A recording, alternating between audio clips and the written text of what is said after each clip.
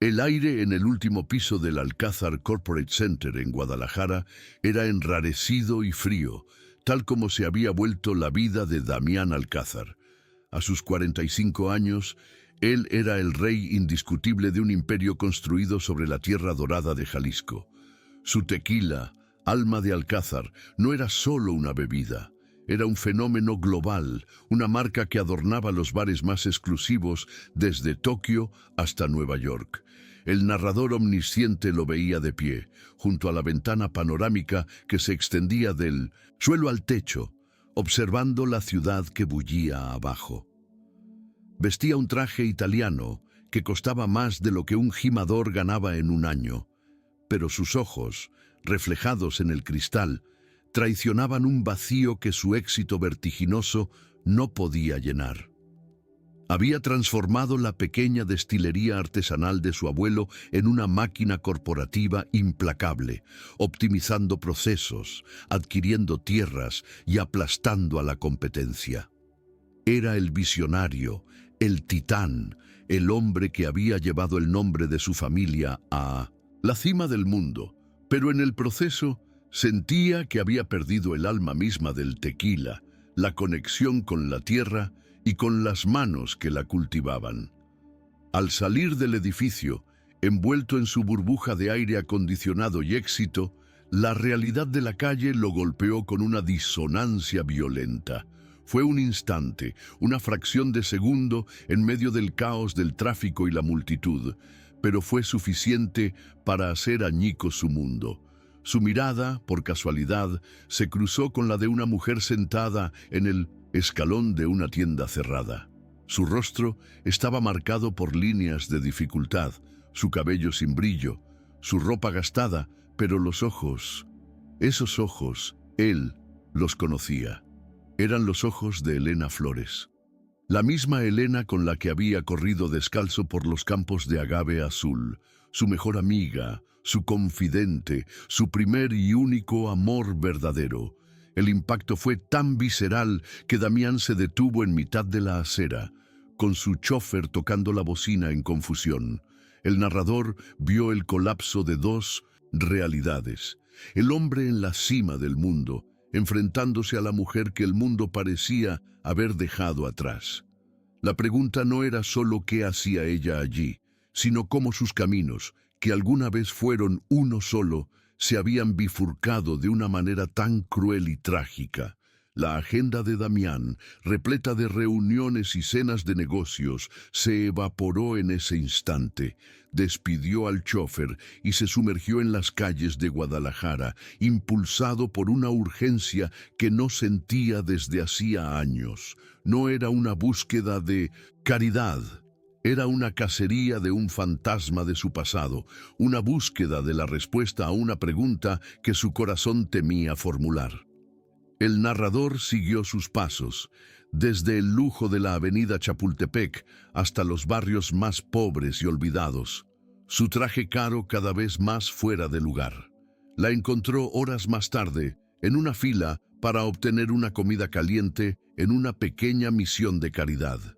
Cuando la llamó por su nombre, Elena, ella se giró, y el reconocimiento en sus ojos no trajo calidez, solo un hielo cortante.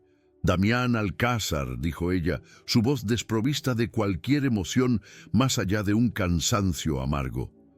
¿Qué haces aquí? ¿Viniste a ver de cerca lo que tu gran imperio construyó?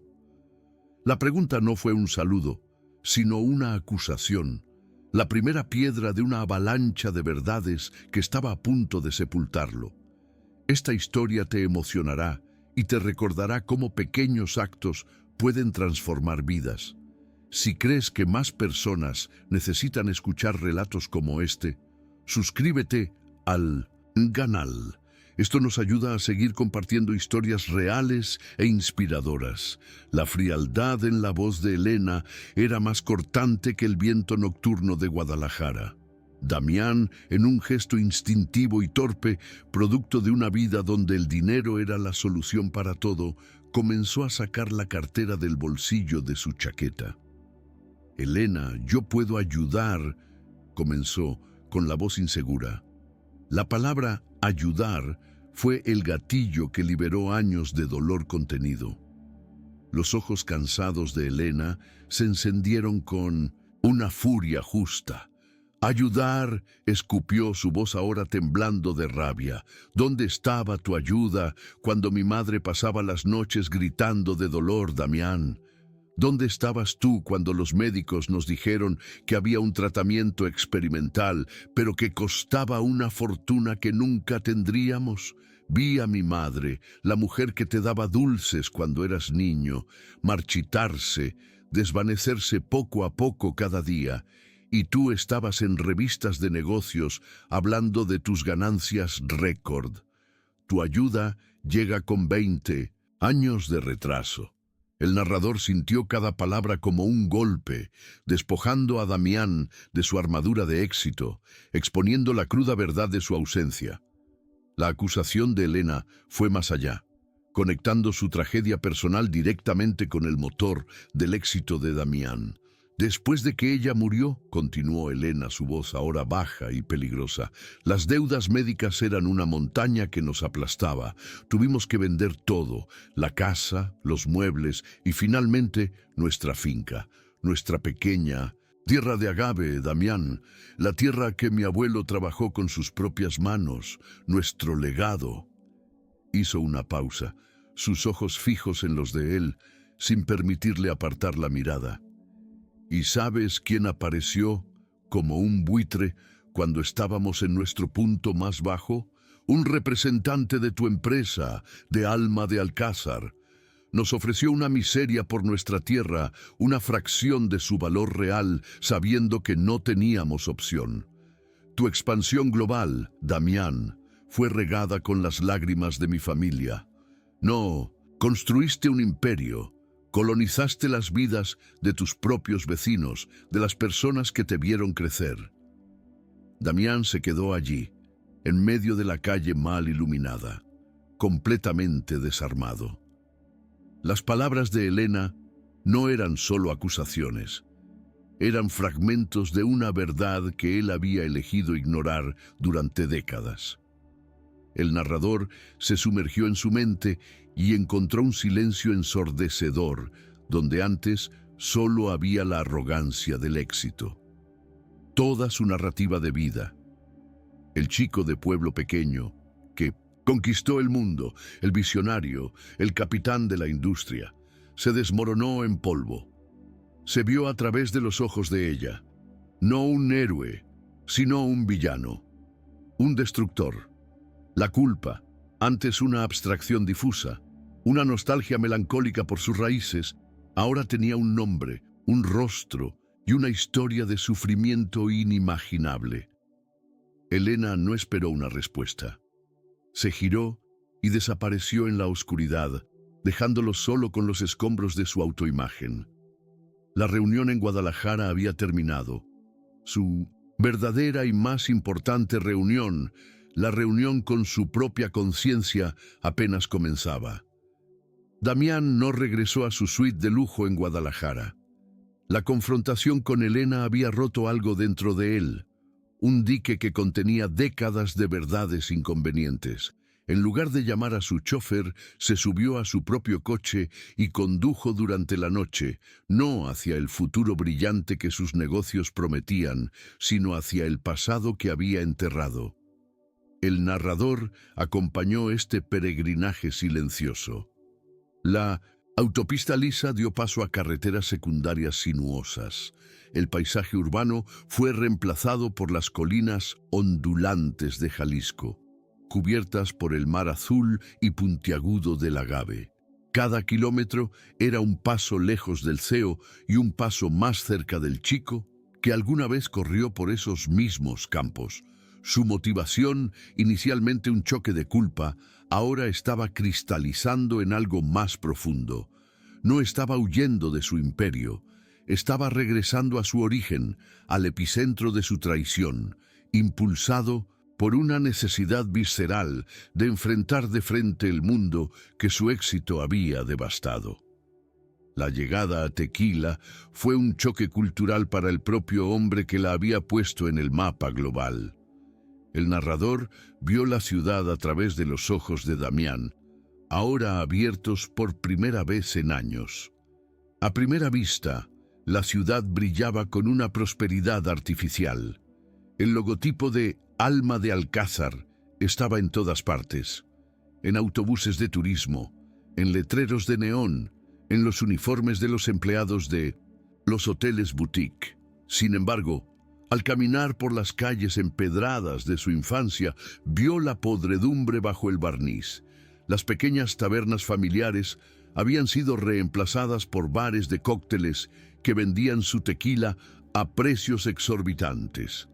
Las tiendas de artesanías locales estaban cerradas, incapaces de competir con las tiendas de souvenirs que vendían productos en masa con su marca. Se sentó en un banco de la plaza, disfrazado con un sombrero, y escuchó las conversaciones de los gimadores que se quejaban de los precios de compra del agave, tan bajos que los obligaban a endeudarse con su propia empresa. La historia de Elena no era un caso aislado, era la historia de toda la ciudad. No había elevado su hogar, lo había transformado en una Disneylandia del tequila, vacía y sin alma. El primer instinto de Damián, el instinto de un hombre que había pasado la vida resolviendo problemas con su talonario de cheques, fue profundamente equivocado. Descubrió que Elena había regresado a Tequila y vivía en una pequeña casa abarrotada en las afueras de la ciudad con otras familias desplazadas. Fue hasta allí, su coche de lujo levantando polvo en el camino de tierra. Parado en su puerta, le extendió un cheque, un número con muchos ceros, una cantidad que cambiaría la vida de cualquiera. Esto es para ti, Elena, para compensar todo. El narrador observó su reacción. Esta vez no había ira en sus ojos, solo una tristeza profunda y orgullosa. Ella miró el cheque, luego a él, y negó con la cabeza lentamente. «Mi orgullo no está en venta, Damián», dijo, su voz tranquila pero firme. «Y la vida de mi madre no tiene un precio que puedas pagar». Su rechazo fue más doloroso que sus gritos. Fue la lección que necesitaba aprender. Su redención no podía comprarse, tendría que ganársela. El rechazo de Elena obligó a Damián a una introspección más profunda. Comenzó a caminar por los campos de agave, no como el CEO inspeccionando sus activos, sino como un fantasma visitando su propia historia. El narrador lo observó buscando a los gimadores más ancianos, hombres cuyas manos eran mapas de décadas de trabajo bajo el sol de Jalisco, hombres que recordaban a su abuelo. Compartieron con él un café matutino e historias de un tiempo diferente. Hablaron de cómo el viejo Alcázar los trataba como familia, de cómo celebraban las cosechas juntos, de cómo el precio del agave era una negociación justa, no un decreto corporativo. Estas conversaciones eran como excavar su propia herencia. Damián se dio cuenta de que el imperio que había construido no era una evolución del legado de su abuelo, sino una traición. Su motivación se expandió. Ya no se trataba solo de reparar el daño que le había hecho a Elena, sino de restaurar el honor del nombre de su familia, de rescatar el espíritu de su abuelo de la sombra de su propia ambición desenfrenada. Día tras día, Damián escuchaba las mismas historias de lucha. Artesanos que ya no podían vender sus botellas de vidrio soplado porque su empresa producía millones de botellas a centavos. Familias de agricultores que perdían sus tierras porque no podían competir con la escala industrial de Alma de Alcázar. El narrador vio una epifanía ocurrir en la mente de Damián. La caridad no era la respuesta. Era un insulto, un curita para una herida que necesitaba cirugía. El problema que él había creado era sistémico y la solución también tendría que serlo. La idea, primero un susurro, luego un plan claro, comenzó a germinar en 1900. Su mente, una cooperativa, un modelo de negocio donde los pequeños productores no serían sus empleados, sino sus socios. un lugar donde podrían unirse, garantizar precios justos, preservar sus técnicas artesanales y recuperar el control sobre su propio destino. Ya no se trataba de pedir perdón, sino de crear activamente un sistema de justicia económica. Damián sabía que sus acciones necesitaban hablar más alto que sus ideas. Su primer paso tangible hacia la redención no involucró abogados ni planes de negocios, sino polvo y sudor. Fue a la vieja destilería de su abuelo, un edificio de adobe que llevaba 30 años abandonado, cubierto de enredaderas y recuerdos. El narrador describió el momento en que abrió la puerta chirriante, la luz revelando alambiques de cobre oxidados y el olor a tierra y tiempo. En lugar de llamar a un equipo de demolición, contrató a los viejos artesanos de la ciudad, los albañiles, los carpinteros, los herreros que su empresa había llevado a la quiebra, para ayudarlo a restaurar el lugar con sus propias manos. Este acto era profundamente simbólico. No solo estaba reconstruyendo un edificio, estaba reconstruyendo un puente hacia su pasado, honrando la memoria de su abuelo y sentando la primera piedra de la fundación física de su cooperativa. La vida a veces pone obstáculos que parecen imposibles de superar, pero es en esas horas que descubrimos de qué somos capaces. Si alguna vez has enfrentado un momento así o conoces a alguien que necesita escuchar este mensaje, suscríbete y comparte. Historias como esta pueden inspirar a quienes más lo necesitan. Mientras Damián se sumergía en el trabajo físico, Elena lo observaba desde la distancia. El narrador captó su perspectiva, una mezcla de escepticismo y una curiosidad que ella se resistía a admitir. Lo veía, no con su traje caro, sino con las mangas arremangadas, el rostro manchado de polvo, trabajando codo a codo con los hombres que su empresa había perjudicado. Las noticias en la pequeña ciudad de Tequila viajaban rápido.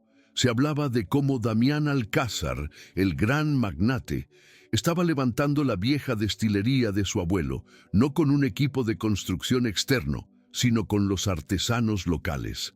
Esto no encajaba con la narrativa que ella había construido de él. Esperaba un gesto vacío, más dinero, un intento de comprar su absolución. En cambio, veía un esfuerzo humilde y agotador. Contra su voluntad, una pequeña grieta se abrió en el muro de su convicción de que él era un hombre sin redención. Con la restauración de la destilería avanzando, Damián buscó a Elena una segunda vez. Esta vez no traía un talonario de cheques.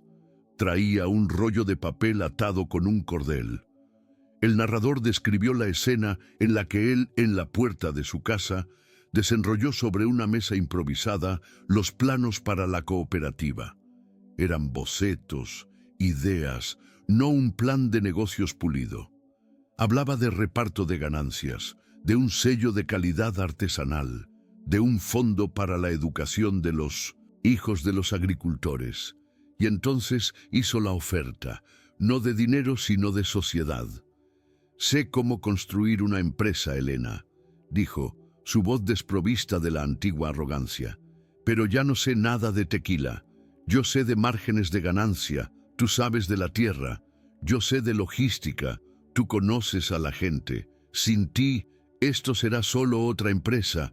Contigo, tal vez pueda ser una comunidad».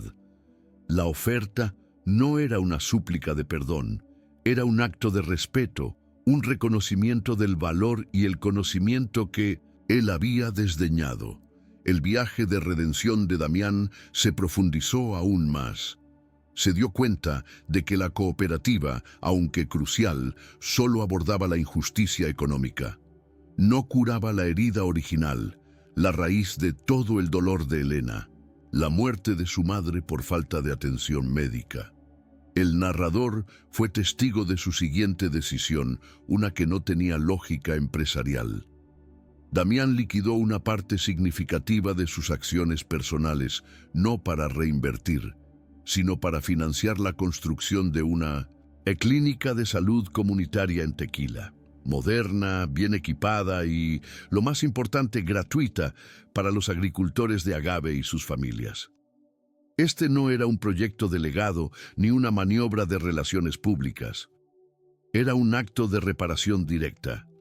Era su intento de asegurar que ninguna otra familia en su ciudad natal tuviera que pasar por el infierno que los Flores habían sufrido. Era su penitencia, construida en ladrillos y cemento. El día en que comenzaron a colocarse los cimientos de la clínica, Damián estaba en el lugar, observando las máquinas mover la tierra. El narrador captó un momento de claridad en su alma. El trabajo de reconstruir la destilería, de planificar la cooperativa, de financiar esa clínica, lo estaba llenando con un sentido de propósito que su imperio multimillonario nunca le había dado.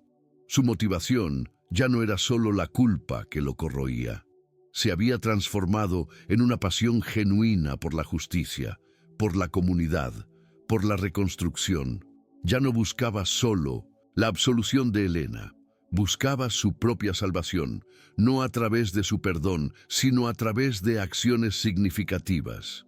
Su transformación de un hombre atormentado por la culpa a un líder con una nueva misión estaba completa. Ahora estaba listo para enfrentar al verdadero antagonista, el sistema corporativo que él mismo había creado. Las ondas de las acciones de Damián en Tequila no tardaron en llegar a las salas de juntas de vidrio y acero de Guadalajara. El narrador nos transportó a una tensa videoconferencia del Consejo de Administración de Alma de Alcázar. Hombres y mujeres de trajes caros, cuyas almas eran tan estériles como las hojas de cálculo que idolatraban, miraban la pantalla con alarma. Damián, su visionario CEO, estaba actuando de manera errática. La liquidación masiva de sus acciones personales y el desvío de fondos para proyectos de caridad en su ciudad natal eran señales de inestabilidad. Peor aún, la creación de una cooperativa era vista no como un acto de filantropía, sino como un ataque directo a su modelo de negocio. Un modelo que dependía de la compra de agave a precios bajos para maximizar las ganancias. El ultimátum fue claro y frío. Abandone este pasatiempo sentimental en Tequila y regrese a sus funciones como líder del imperio. O el Consejo tomará las medidas necesarias para removerlo y proteger los intereses de los accionistas. La máquina que él había construido ahora se volvía contra su creador. El conflicto de Damián no se libraba solo en las altas esferas corporativas, sino también en el terreno polvoriento de Tequila. Su viaje de redención enfrentaba un obstáculo formidable: la profunda y justificada desconfianza del pueblo que quería ayudar. El narrador se enfocó en la perspectiva de Elena. Ella veía la destilería siendo reconstruida, oía hablar de la clínica, pero su corazón permanecía protegido por un muro de dolor y escepticismo. Se convirtió en la voz silenciosa de la comunidad. Los viejos gimadores, cuyas familias habían sido leales a los Alcázar durante generaciones antes de ser traicionados, veían la cooperativa con sospecha. ¿Era esto solo una nueva trampa? ¿Una forma más sofisticada de controlarlos? Elena compartía sus dudas. ¿Era la culpa de Damián genuina o solo un capricho de un hombre rico? ¿Qué pasaría cuando la novedad se desvaneciera? Para Damián, esta era la batalla más difícil. Conquistar un mercado global había sido fácil en comparación con la tarea monumental de reconquistar la confianza de 1900, una sola mujer y de su comunidad herida. La confrontación latente estalló en una asamblea pública. Damián convocó a todos los agricultores y artesanos locales a la destilería recién restaurada, un lugar que debía simbolizar un nuevo comienzo. El narrador describió la atmósfera tensa, el aire cargado con generaciones de historia y desconfianza. Damián, de pie frente a la multitud, no como CEO, sino como un hombre entre sus pares, intentó explicar su visión para la cooperativa. Fue entonces cuando Elena se levantó. Su presencia silenció la sala. Su voz no era agresiva, pero sí incisiva, cada palabra una flecha apuntada al corazón del asunto. Damián, comenzó, tus palabras son hermosas, pero ¿cómo podemos nosotros, las personas cuyas vidas fueron aplastadas por tu empresa, creer que esto no es solo otra estrategia? ¿Qué nos garantiza que cuando tu culpa disminuya o cuando te canses de este proyecto, no nos abandonarás otra vez, dejándonos más endeudados y desesperados que antes? El desafío público estaba lanzado.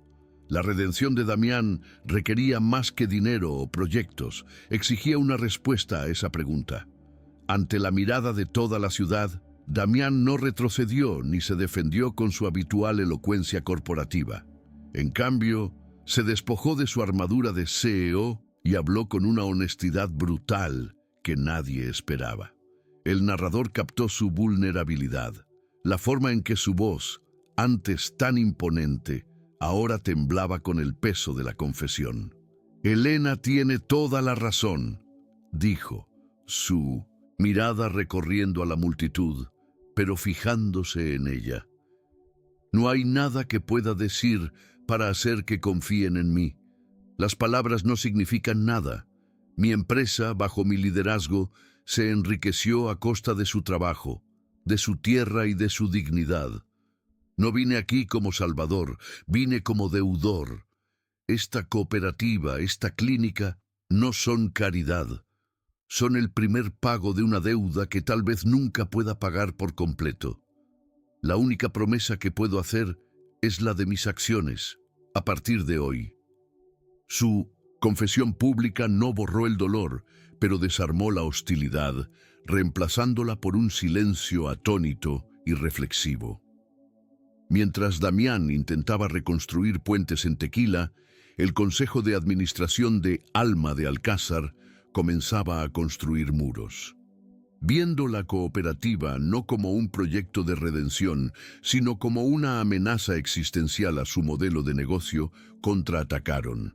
El narrador describió su estrategia insidiosa. Primero, enviaron a sus propios agentes a Tequila, hombres de sonrisa y fácil y contratos traicioneros, que ofrecieron a los gimadores acuerdos a corto plazo con pagos ligeramente superiores a los de la cooperativa. Era un intento de seducirlos con dinero rápido, atrapándolos nuevamente en el sistema.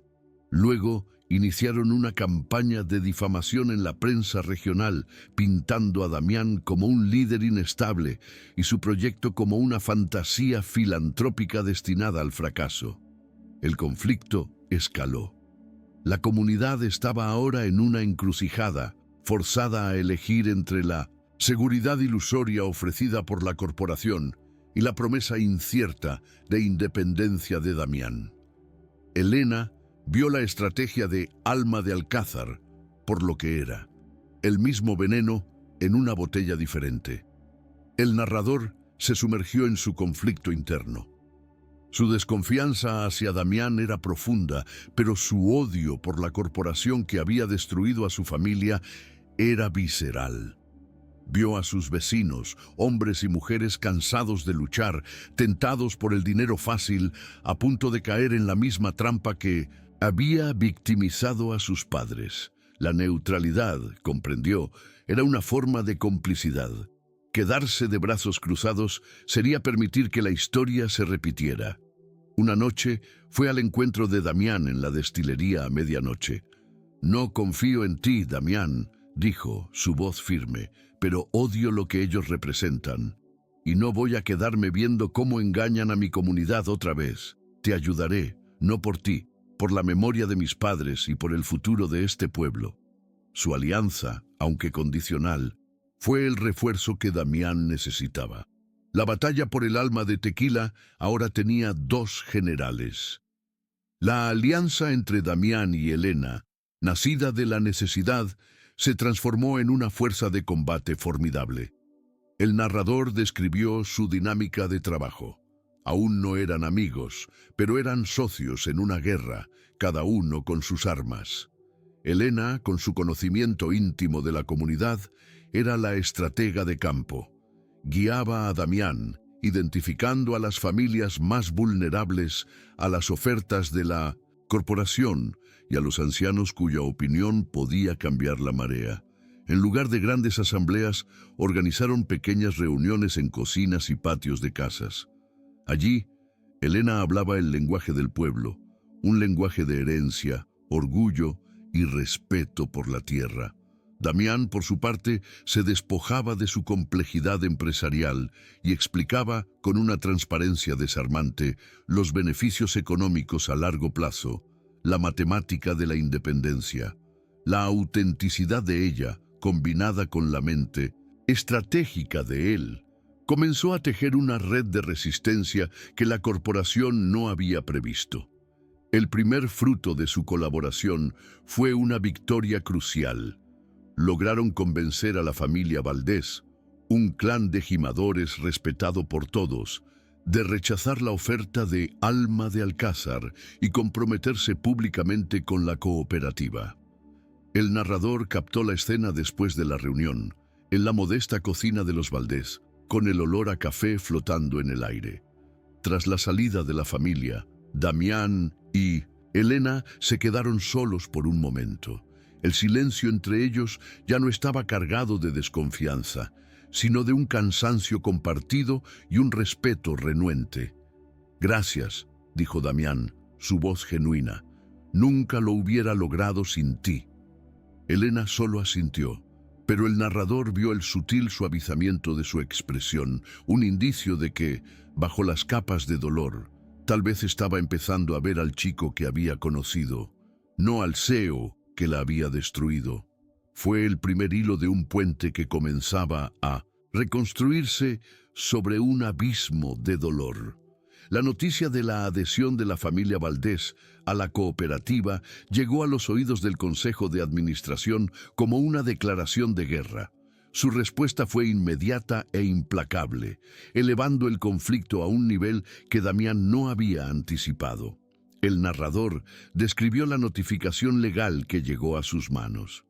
El Consejo había iniciado formalmente un proceso para destituirlo como CEO, acusándolo de violación del deber fiduciario por usar su posición para perjudicar deliberadamente los intereses financieros de la empresa. Al mismo tiempo, los abogados de Alma de Alcázar presentaron una serie de demandas judiciales contra la recién formada cooperativa, una táctica clásica para asfixiarla con costos legales antes de que pudiera siquiera respirar. La batalla había dejado de ser una campaña de influencia. Ahora era una guerra total. Damián estaba acorralado, forzado a luchar por su posición, por su comunidad y por su alma en dos frentes simultáneos. A veces, todo lo que necesitamos es una oportunidad o alguien que crea en nosotros. Es en esos momentos cuando la vida comienza a cambiar. Si crees que todos merecen una oportunidad, suscríbete y ayuda a difundir mensajes como este. Juntos podemos hacer la diferencia. La declaración de guerra de Alma de Alcázar tuvo un efecto opuesto y espectacular. El narrador describió cómo la noticia de las demandas judiciales se extendió por Tequila, no como una disputa de negocios, sino como un insulto, un ataque directo a su soberanía y a su modo de vida. La corporación, en su arrogancia, había subestimado el orgullo del pueblo. Las mismas familias que miraban a Damián con desconfianza, ahora lo veían como su campeón, el único que luchaba por ellos contra la codicia de la gran ciudad. La comunidad, antes fragmentada por la sospecha, se unió con una fuerza feroz. En una reunión improvisada en la plaza, los gimadores hicieron un pacto. Ni una sola hoja de agave sería vendida a Alma de Alcázar. Los artesanos, por su parte, se ofrecieron a trabajar gratis para terminar la restauración de la destilería. El intento de la corporación de aislar a Damián solo logró soldarlo al corazón de su pueblo. Esta guerra en dos frentes, sin embargo, cobraba un precio brutal a Damián. El narrador pintó un retrato de un hombre al límite. Sus días eran un torbellino de reuniones con abogados caros para combatir las acciones del consejo, y sus noches las pasaba en la destilería, planificando la logística de la cooperativa con los agricultores. Su fortuna personal, antes un océano sin fondo, se estaba agotando a un ritmo alarmante por los honorarios legales. Una noche, Elena lo encontró dormido sobre una mesa llena de documentos legales, con el agotamiento grabado en su rostro. El hombre que había gobernado un imperio ahora parecía increíblemente vulnerable. Sin decir una palabra, ella colocó una manta sobre sus hombros y dejó una taza de café caliente a su lado. El narrador vio en 1900 ese gesto silencioso, la transformación de su alianza. Ya no veía solo la causa, veía al hombre y por primera vez en mucho tiempo sintió que su corazón dolía por él. Cuando la situación parecía más desesperada, llegó una ayuda inesperada del pasado. Don Ricardo, el maestro destilador del abuelo de Damián, un hombre cuya reputación en Jalisco era legendaria, apareció en la destilería. Se había retirado con repulsión cuando Damián comenzó a industrializar el proceso años atrás. El narrador describió cómo don Ricardo había observado las acciones de Damián con escepticismo, pero el ataque de la corporación a su comunidad lo había convencido de la sinceridad de su arrepentimiento. «Tu abuelo estaría avergonzado de lo que se convirtió la empresa», le dijo don Ricardo a Damián, «pero estaría orgulloso de lo que estás intentando construir ahora». Con esas palabras, anunció públicamente su apoyo, uniéndose a la cooperativa. Su adhesión fue un terremoto. Trajo consigo no solo su sabiduría, inigualable, sino también la lealtad de los mejores gimadores de la región, otorgando a la cooperativa una legitimidad y experiencia que el dinero no podía comprar. La marea comenzaba a cambiar. La primera cosecha bajo el sello de la cooperativa fue más que un evento agrícola. Fue un festival de renacimiento. El narrador pintó la escena, familias enteras en los campos de agave, trabajando juntas, compartiendo herramientas y risas, bajo la mirada atenta de don Ricardo, quien aseguraba que cada viña fuera tratada con el respeto que merecía. Damián estaba entre ellos, sus manos, antes acostumbradas a firmar contratos, ahora callosas por el trabajo de la cosecha. Elena, con una tabla en la mano, orquestaba la logística con una autoridad natural, su voz resonando con la confianza de una líder nata. Esa noche, en la destilería restaurada, produjeron el primer lote pequeño de su propia tequila. No la embotellaron en vidrio de diseño, sino en botellas simples. La etiqueta, diseñada por un artista local, llevaba un nombre: Tequila Renacer. Brindaron no por las ganancias, sino por su independencia reconquistada.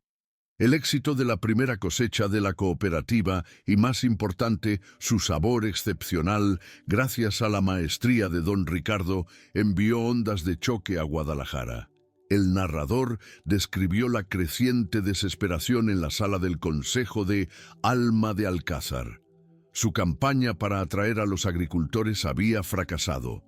Su guerra legal se estaba prolongando, costándoles una fortuna en honorarios, y su imagen pública estaba en ruinas. Peor aún, su suministro del mejor agave de la región, el corazón de su marca premium, se estaba agotando, con cada vez más familias uniéndose a la cooperativa. Por primera vez, se vieron obligados a considerar la compra de agave de menor calidad de otras regiones. Un movimiento que diluiría su marca y traicionaría su promesa de excelencia. El conflicto los había golpeado en su punto más vulnerable, su producto y sus ganancias. En una noche cálida, Damián y Elena estaban solos en la destilería, probando el primer lote de tequila Renacer que había envejecido lo suficiente. El líquido dorado brillaba en el vaso. El narrador se enfocó en la quietud del momento, en la intimidad que había crecido entre ellos a través de la lucha compartida. Damián giró el vaso, inhaló el aroma complejo y probó. Sus ojos se cerraron por un instante. «Esto», dijo, su voz baja y llena de una emoción cruda. «Esto es el verdadero alma de Alcázar, el alma que vendí y olvidé». En esa confesión, Elena vio la totalidad de su transformación. El hombre frente a ella no era el CEO implacable, sino el chico con el que había soñado un futuro, ahora finalmente un hombre digno de ese sueño. El narrador describió el momento en que, en silencio, ella extendió la mano sobre la mesa y cubrió la de él. No hacían falta palabras. El perdón y la reconciliación finalmente habían llegado. Con la confianza de Elena y de su comunidad finalmente asegurada, y con su nuevo propósito ardiendo dentro de sí, Damián supo que tenía que terminar la guerra. No podía vencer al Consejo a través de una batalla de desgaste legal. Ellos tenían bolsillos más profundos. Tenía que cambiar el campo de batalla. El narrador describió su jugada final y más audaz. Usando su considerable participación accionaria, forzó la convocatoria de una Asamblea General Extraordinaria de Accionistas. Su plan no era luchar contra el Consejo, sino rodearlo. Presentaría su propuesta directamente a los inversores. La propuesta era radical. En lugar de aplastar la cooperativa, Alma de Alcázar debía invertir en ella, creando una sociedad para lanzar Tequila Renacer como su nueva marca de lujo, ética y artesanal. La batalla final no sería en un tribunal, sino en el corazón de la bestia corporativa, donde Damián arriesgaría todo en una última e improbable jugada. La Asamblea de Accionistas de Alma de Alcázar se llevó a cabo en un auditorio cavernoso e impersonal en 1900, Guadalajara, un templo de vidrio y mármol dedicado al dios del capital. El narrador resaltó el contraste flagrante entre la frialdad estéril de ese lugar y el calor terrenal de la destilería en Tequila. En el escenario, en una mesa elevada, se sentaba el Consejo de Administración, la personificación de la fuerza antagonista. Rostros severos, trajes impecables, exhalando un aura de poder intocable. En la audiencia, los accionistas, un mar de inversores institucionales y herederos ricos, miraban con expectativa. Damián no estaba en el escenario con ellos, estaba en el suelo, en un podio sencillo, posicionándose no como un rey dirigiéndose a sus súbditos, sino como un hombre hablando a sus pares. A su lado, en una demostración silenciosa de solidaridad, estaban Elena, don Ricardo y dos de los gimadores más ancianos de la cooperativa, su presencia una mancha de autenticidad y tierra en medio de ese ambiente corporativo. La reunión comenzó y el presidente del consejo, un hombre llamado Morales, cuya alma parecía haber sido reemplazada por una calculadora, tomó la palabra. El narrador describió su discurso, una sinfonía de números, gráficos y proyecciones de ganancias. No habló de personas, habló de recursos humanos. No habló de tierra, habló de activos agrícolas. Pintó a Damián no como un traidor, sino, peor aún, como un sentimentalista, un CEO irresponsable cuyas acciones filantrópicas y erráticas amenazaban el valor de las acciones y la estabilidad de la empresa. La cooperativa fue presentada como un riesgo innecesario y las acciones legales del Consejo como una dolorosa pero necesaria defensa de su deber fiduciario para con los accionistas. Era la voz de la máquina en su forma más pura, lógica, implacable y completamente desprovista de humanidad. Entonces llegó el turno de Damián. Se acercó al podio no con una carpeta llena de informes, sino con un solo vaso de tequila Renacer en la mano. El narrador se enfocó en el cambio en su postura. Ya no era el CEO agresivo, era un narrador de historias. No habló de márgenes de ganancia, habló del alma.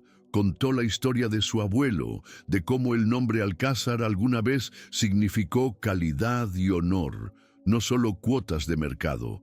Admitió abiertamente sus errores, su obsesión ciega por el crecimiento que lo había llevado a traicionar ese mismo legado.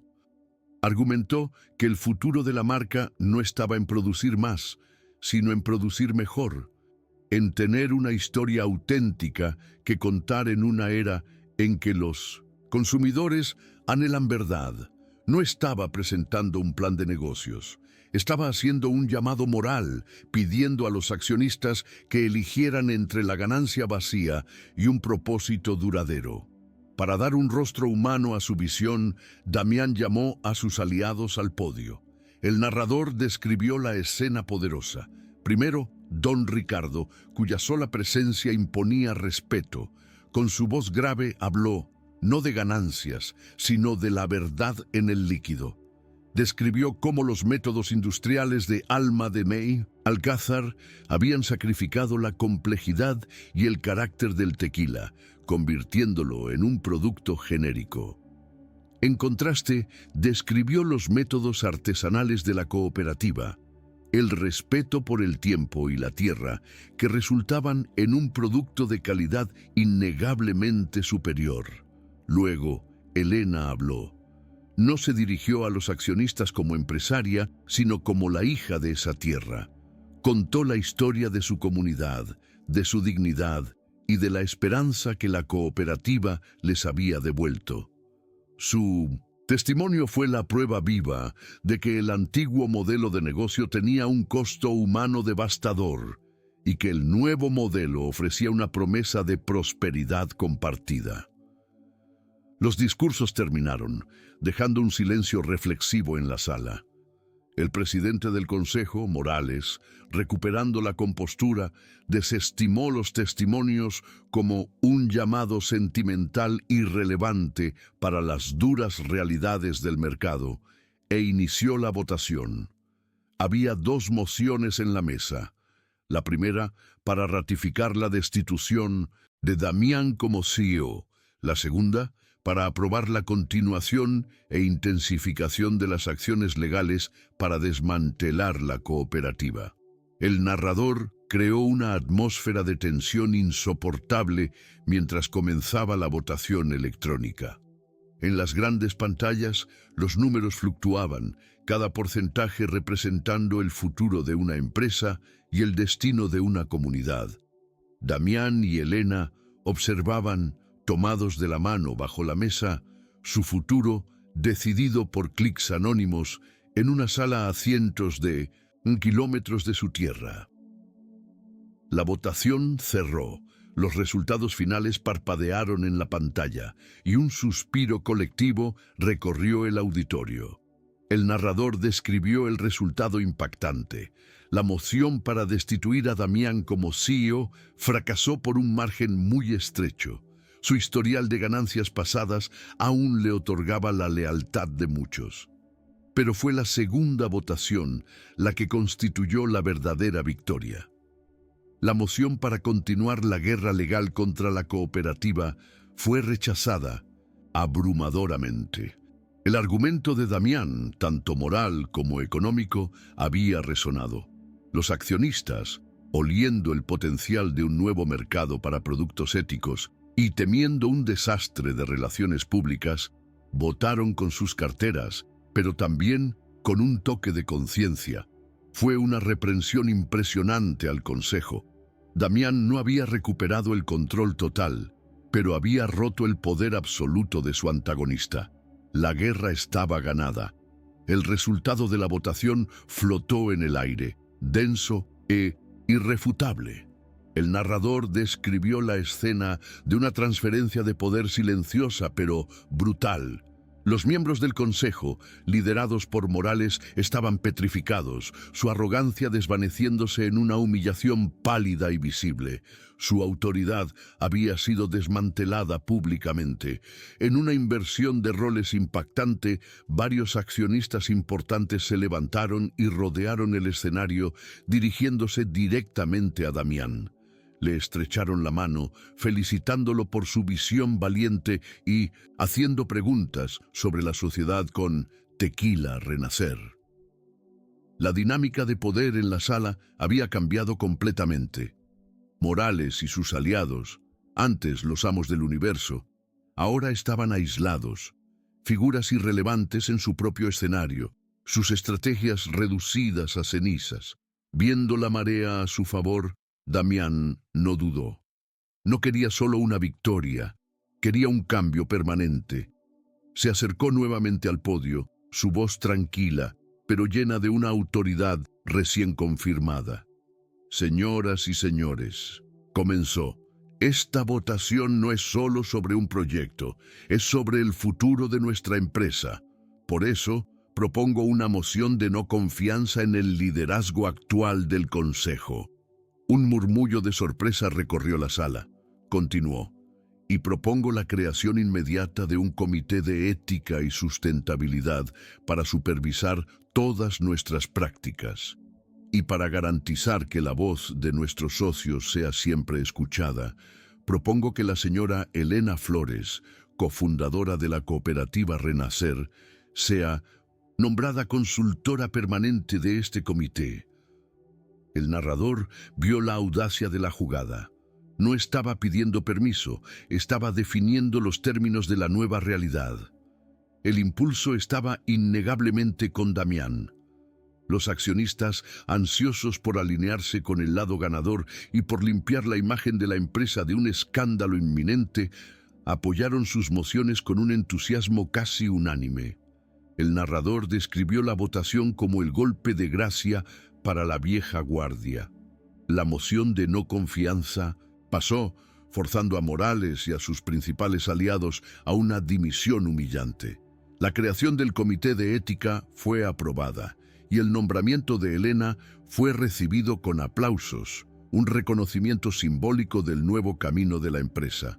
Damián no era solo el CEO reconfirmado, era ahora un líder reformado con un mandato claro de sus inversores, un mandato para la ganancia con propósito, para el éxito con alma.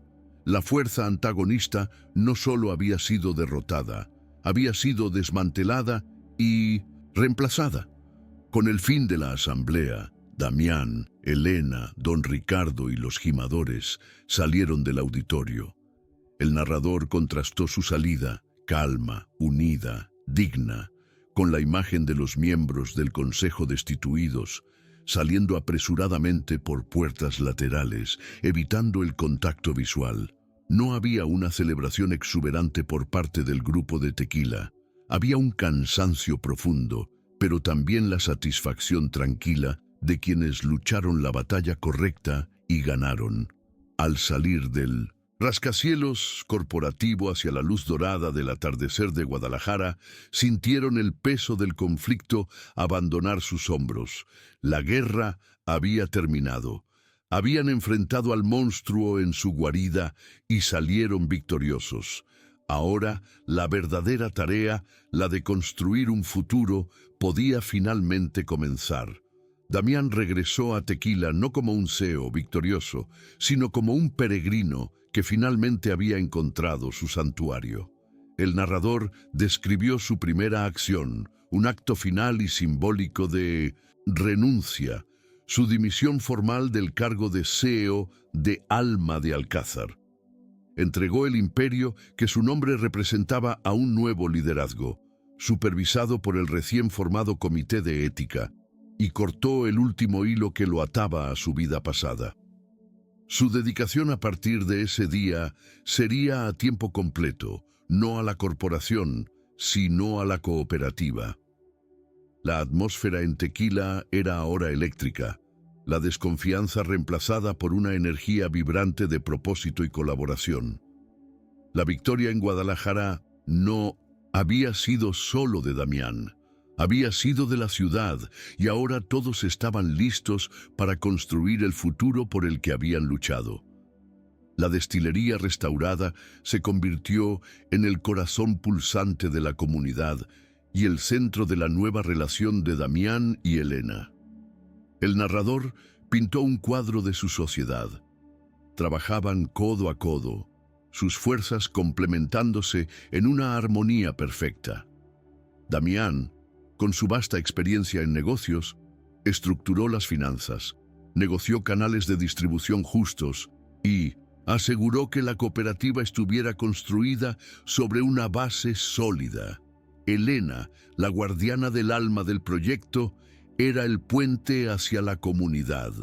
Era ella quien garantizaba que la calidad artesanal nunca se comprometiera, que cada gimador fuera tratado con dignidad, que la voz del pueblo siempre fuera escuchada. Había debates y discusiones, nacidos de la pasión compartida por su trabajo. Y en cada problema que resolvían juntos, en cada decisión que tomaban como iguales, la confianza entre ellos, antes destrozada, era pacientemente reconstruida. El impacto de su trabajo no tardó en manifestarse de formas tangibles y profundamente conmovedoras. El narrador describió el día en que la clínica comunitaria Elena Flores abrió sus puertas. La primera paciente fue la nieta de uno de los gimadores más ancianos, una niña con fiebre alta que fue atendida de inmediato y sin costo alguno. En una escena que era un eco curativo del pasado, la niña se recuperó, su salud un testimonio del nuevo futuro que estaban construyendo. Poco después, la cooperativa pagó sus primeros dividendos, un momento de celebración en el que las familias, por primera vez en años, tenían dinero extra, no para sobrevivir, sino para prosperar. Las casas comenzaron a ser pintadas, las pequeñas tiendas a reabrir.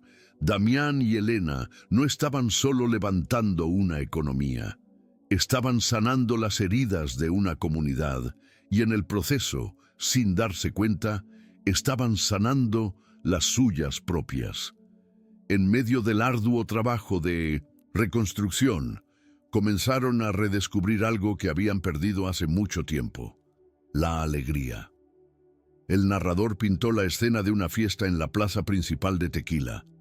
El aire vibrante con música de mariachi y el olor a maíz asado. Por primera vez en décadas, Damián estaba allí, no como el magnate visitante, sino simplemente como Damián, un hijo de la tierra. Y Elena no era la mujer marcada por la tragedia, sino una líder comunitaria celebrando con su pueblo. Cuando una canción antigua comenzó a sonar, una que ambos conocían de su juventud, Damián, con una vacilación que lo sorprendió, le extendió la mano. Bailaron. El narrador describió cómo la rigidez inicial de sus cuerpos dio paso a una familiaridad olvidada y cómo, en medio de un giro, rieron. Una risa genuina, libre, que resonó por encima de la música, el sonido de dos almas recordando cómo era estar felices juntos. El nuevo modelo que construyeron fue puesto a prueba repentinamente. Una plaga, una enfermedad fúngica que atacaba el corazón del agave, comenzó a extenderse por algunos de los campos de la región. El narrador recordó cómo, en el antiguo sistema, esto habría sido una sentencia de muerte para los agricultores afectados. Alma de Alcázar simplemente rechazaría sus cosechas, dejándolos en la ruina. Pero ahora la cooperativa respondió como una comunidad. Damián usó sus contactos para atraer a los mejores ingenieros agrónomos del país, que trabajaron codo a codo con Elena y don Ricardo, cuya sabiduría tradicional fue crucial para contener la propagación. Más importante aún, la cooperativa activó un fondo de emergencia, asegurando que ninguna de las familias afectadas perdiera su sustento.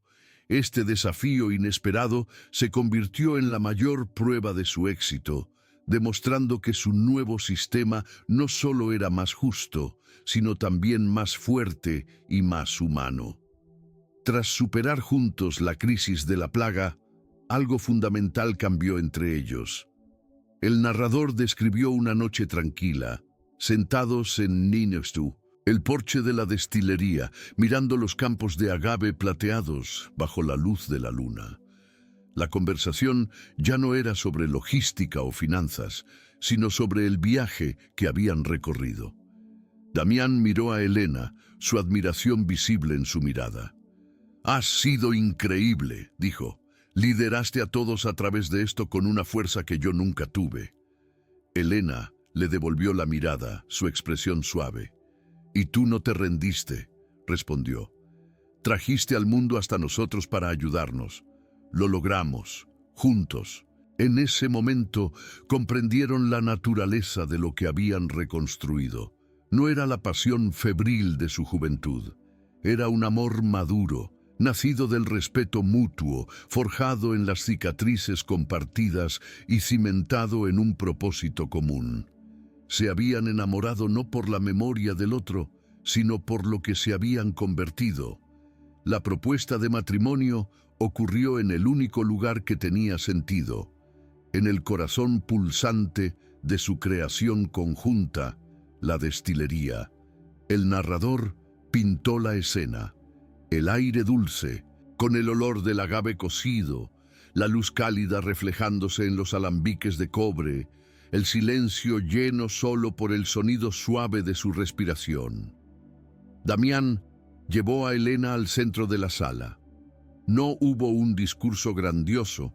Sus palabras fueron simples, directas, impregnadas de la humildad que su viaje le había enseñado. Helena comenzó. «Pasé la mitad de mi vida construyendo un imperio, y solo cuando lo perdí me di cuenta de que no había construido nada que importara.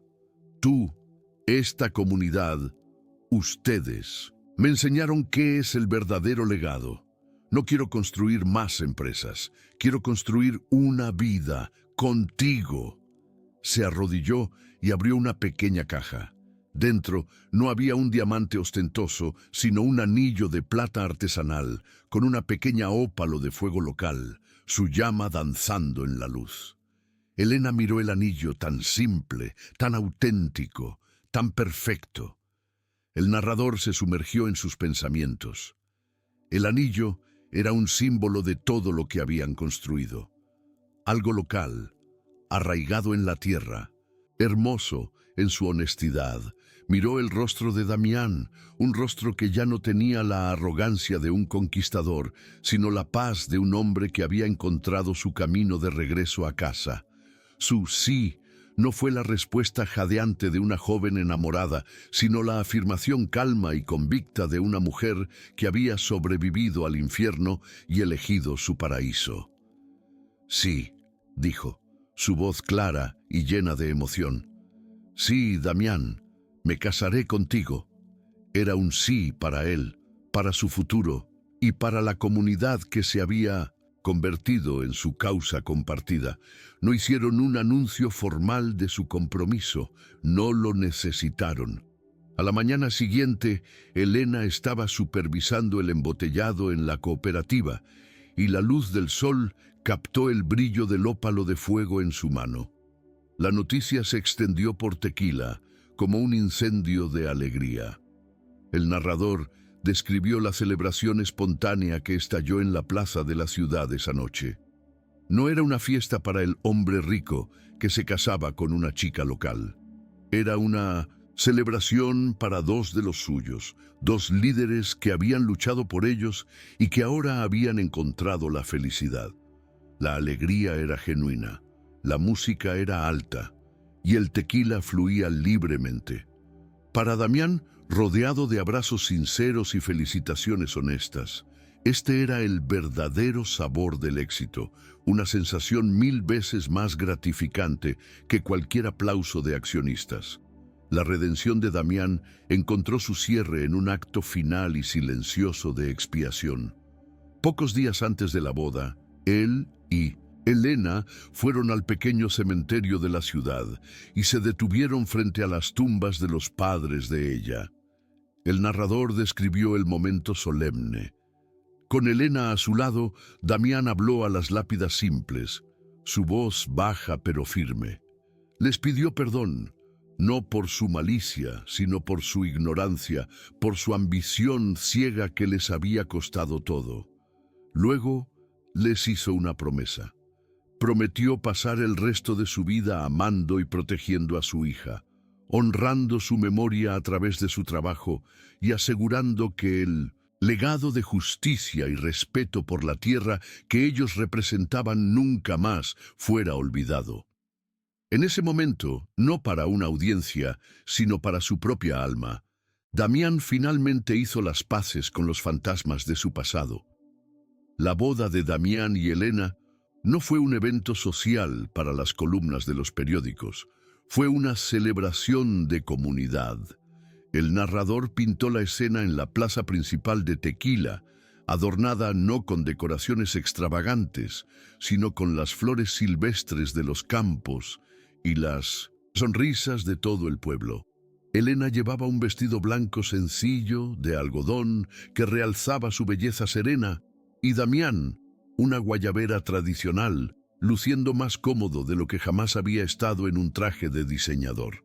La ceremonia fue oficiada por el anciano de la ciudad, y sus votos no hablaban de riqueza o promesas vacías, sino de sociedad, de respeto mutuo y de un compromiso compartido con la tierra y las personas que dependían de ella. La fiesta que siguió fue una explosión de vida, con cada familia trayendo un plato para compartir, la música llenando el aire, el tequila fluyendo. Era la celebración no de una pareja, sino de una comunidad que había renacido. Años después, la semilla que Damián y Elena plantaron había florecido en un bosque de prosperidad. El narrador nos mostró el legado duradero de su trabajo. La cooperativa Renacer no solo era un éxito, sino que se había convertido en un modelo de comercio justo estudiado en todo el país, inspirando a otros a rebelarse contra prácticas explotadoras. Alma de Alcázar, bajo un nuevo liderazgo y con su sociedad ética, había lanzado la marca Renacer con un éxito rotundo, demostrando al mundo de los negocios que la conciencia y la ganancia podían ir de la mano. La ciudad de Tequila prosperaba, no con el brillo hueco del turismo de masas, sino con la salud vibrante de una economía local fuerte, con escuelas mejoradas, la clínica funcionando a pleno rendimiento y un sentimiento de orgullo renovado. Los nombres de Mindos, Damián y Elena eran ahora sinónimos, no de poder corporativo, sino de integridad. El verdadero corazón de su nuevo legado, sin embargo, tenía un nombre: Alba. El narrador describió una escena 5 años después de la boda. Damián y Elena caminaban por los campos de agave al atardecer, tomados de la mano, mientras su hija de 4 años corría delante, su cabello oscuro volando al viento. Alba, con los ojos curiosos de su padre y el espíritu terrenal de su madre, se detenía para tocar las hojas puntiagudas del agave, haciendo preguntas sobre el suelo, el sol y los gimadores que conocía por su nombre. Damián y Elena intercambiaron una mirada, una sonrisa que contenía un universo de amor y satisfacción. Alba no era una heredera de un imperio, era la hija de una comunidad. Estaba siendo criada, no en un pedestal de privilegio, sino con los pies firmes en la tierra, aprendiendo desde temprano el valor del trabajo honesto y el respeto mutuo. Ella era la personificación de su redención, la prueba viva de su nuevo comienzo. Una tarde Damián se encontraba solo en la destilería restaurada, el lugar que se había convertido en su verdadera oficina. El narrador lo observó mirando un retrato en blanco y negro de su abuelo, colgado en la pared de adobe. Durante años había creído que la expansión global, las ganancias récord y el reconocimiento internacional eran la forma de honrar el legado del hombre que lo había iniciado todo con un solo alambique de cobre. ¡Qué error monumental! Ahora se daba cuenta de que el legado de su abuelo nunca había residido en la escala del negocio, sino en su esencia, en la calidad intransigente del producto, en el respeto sagrado por la tierra y en la dignidad de las personas que la trabajaban. Al desmantelar su propia creación depredadora para construir la cooperativa, Damián, irónicamente, había cumplido finalmente la verdadera ambición de su abuelo. No había expandido el negocio, había restaurado su alma. La historia de la cooperativa Renacer atrajo la atención de una prestigiosa revista de negocios. Un periodista, un hombre que alguna vez había escrito artículos elogiando la genialidad implacable de Damián Alcázar, vino a Tequila en busca de una historia de redención de un CEO caído. El narrador describió la entrevista realizada no en una oficina, sino en una mesa de picnic con vista a los campos. El periodista intentó centrarse en la transformación personal de Damián, pero Damián y Elena, al unísono, desviaron gentilmente la narrativa. Hablaron de la resiliencia de la comunidad, de la sabiduría de don Ricardo, de los modelos de negocio éticos como el futuro. La historia, insistieron, no era sobre un hombre, era sobre el poder de una comunidad. Su negativa a aceptar el papel de héroe o de pecador redimido mostraba su transformación definitiva. Ya no estaban definidos por los errores del pasado, sino por la promesa del futuro que estaban construyendo juntos. El verdadero tesoro de su nueva vida se revelaba en los momentos más simples. El narrador pintó una escena final de domesticidad. La familia Alcázar Flores, reunida alrededor de su mesa de comedor de madera, no en un comedor formal, sino en su acogedora cocina. La conversación era un murmullo feliz sobre el día de Alba en la escuela, sobre un nuevo tipo de fermento que don Ricardo estaba probando, sobre la lluvia que tanto necesitaban los campos. Había una ligereza, una alegría despreocupada que Damián nunca había conocido en sus cenas solitarias y opulentas. El narrador reflexionó. Había cambiado un imperio global por la risa de su hija. Había cambiado el poder sobre miles por la mano de su esposa en la suya. Tenía mucho menos que antes, y sin embargo, por primera vez en su vida, se sentía un hombre verdaderamente rico. El narrador nos llevó de vuelta al punto de partida, a los campos de agave azul al atardecer. Damián y Elena caminaban por los mismos senderos que recorrieron de jóvenes, sus manos ahora entrelazadas con la facilidad de quienes comparten una historia común. Sus rostros estaban marcados por el tiempo y la lucha, pero la conexión entre ellos era más fuerte y profunda que la pasión de su juventud. En medio del silencio de los campos, Damián se detuvo y se volvió hacia ella. «Gracias», dijo, su voz un susurro, «por nunca haber renunciado al alma de esta tierra y por mostrarme el camino de regreso a ella». Elena sonrió, una sonrisa que contenía perdón, amor y una fuerza tranquila. «Encontramos el camino de regreso, juntos». El narrador concluyó que su amor era el ancla de todo lo que habían construido, la prueba de que las segundas oportunidades más importantes son las que nos damos a nosotros mismos y a los demás. El tiempo avanzó una vez más, y Alba, su hija, era ahora una joven de 18 años lista para la universidad. El narrador la describió como la fusión perfecta de sus padres.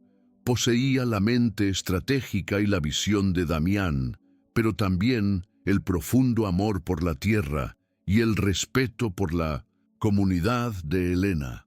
Fue aceptada en programas de gestión de prestigio en la capital, el camino que su padre alguna vez había recorrido.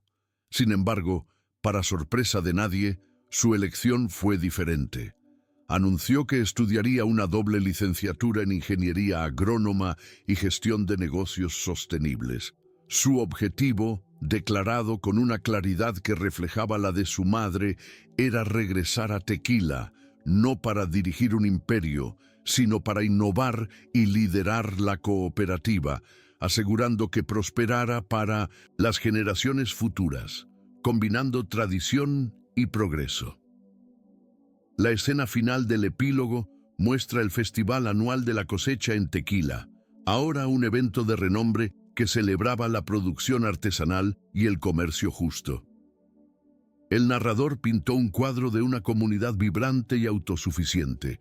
Damián y Elena, ahora en sus 60, observaban la fiesta desde un banco en la plaza, ya no como líderes en el centro de la acción, sino como los ancianos respetados de su tribu, liderando la celebración, organizando los eventos y hablando con pasión. Estaba su hija Alba, una joven líder por derecho propio. El narrador reflexionó que el verdadero legado que Damián y Elena construyeron no era una empresa o una clínica, era un futuro autosostenible. Su mayor triunfo no fue haber corregido los errores del pasado, sino haber creado una nueva generación, personificada en Alba, que estaba equipada con los valores y la sabiduría para nunca repetirlos. La escena final del epílogo era una imagen de pura continuidad. En la destilería, inundada por la luz cálida de la tarde, un don Ricardo ya anciano, con las manos ahora temblorosas pero aún sabias, enseñaba a una joven Alba los secretos para degustar el tequila, para distinguir las notas de tierra y cítricos. El narrador observó a Damián y Elena a la distancia, presenciando la escena. El conocimiento, la tradición oral, el alma de su herencia, estaba siendo transmitida a la siguiente generación, no a través de un manual de empresa, sino a través del cariño y la mentoría. El legado del abuelo de Damián, que él casi destruyó, estaba ahora seguro, siendo transmitido de la manera más auténtica y hermosa posible, completando el círculo de su largo viaje. La travesía de Damián Alcázar nos deja una lección profunda sobre la naturaleza de la redención. El narrador reflexiona que esta historia nos enseña que el arrepentimiento no se encuentra en palabras o donaciones. La verdadera redención no es un pedido de perdón, sino un compromiso diario con la acción. Es el trabajo arduo y a menudo ingrato de reparar lo que se rompió, de reconstruir ladrillo por ladrillo los cimientos de la confianza. Damián no encontró la paz cuando pidió disculpas, sino cuando, a través de sus acciones consistentes y su servicio a la comunidad, se convirtió en un hombre digno de respeto. Su historia es la prueba de que la absolución no es algo que se recibe, sino algo que se construye. Esta es una historia sobre dos legados. El narrador contrasta el primer legado de Damián, un imperio de tequila construido sobre la acumulación, la eficiencia implacable y la explotación, un castillo de números que resultó ser hueco y sin alma, y el segundo legado, el que eligió construir desde las cenizas del primero, un legado de reconstrucción, de justicia comunitaria y de prosperidad compartida. La moral es clara. El verdadero valor de una vida no se mide por lo que acumulamos para nosotros mismos, sino por lo que levantamos para los demás. No se mide por la altura de nuestros rascacielos, sino por la fuerza de los puentes que construimos y los cimientos que dejamos para las generaciones futuras. El verdadero héroe de esta historia, al final, no es un solo hombre, sino la fuerza colectiva de una comunidad. El narrador enfatiza que la cooperativa Renacer es un testimonio del poder de la unión. La historia nos enseña que el cambio más significativo y duradero rara vez viene de arriba hacia abajo. Viene de la base, del coraje de las personas comunes que se niegan a ser víctimas, que se unen para proteger su herencia y forjar su propio destino. La resiliencia, el orgullo y la eventual voluntad del pueblo de Tequila de creer en una segunda oportunidad, no solo para Damián, sino para ellos mismos, es la fuerza motriz que transforma la redención de un hombre en la renovación de toda una comunidad. En última instancia, esta es una historia sobre el amor como la mayor fuerza de reconstrucción. Fue el amor perdido lo que inició el viaje de Damián. Fue el amor por su tierra lo que alimentó la resistencia de su comunidad. Y fue un amor maduro, forjado en el respeto y un propósito compartido, el que se convirtió en el cimiento de su nuevo futuro. El mensaje final y duradero es que, mientras la codicia y la ambición pueden construir imperios, estos son fundamentalmente frágiles. La única fuerza capaz de resistir el tiempo, de sanar las heridas más profundas y de construir un legado que realmente importa, es el amor. El amor, en su forma más activa, la de reconstruir la confianza, reconstruir comunidades y finalmente reconstruir nuestra propia alma a partir de los escombros de nuestros errores.